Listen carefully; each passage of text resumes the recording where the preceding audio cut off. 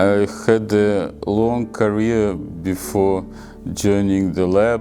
My work was always focused on computational fluid dynamics, and at one point I was approached by a recruiter, contract position at first, and it was 16 years ago, probably the best time in my career.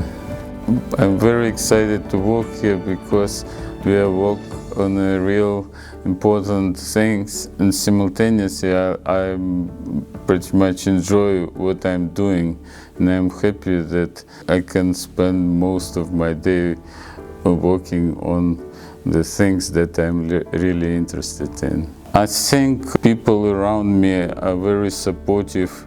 They encourage my research and having a very wide point of view on things.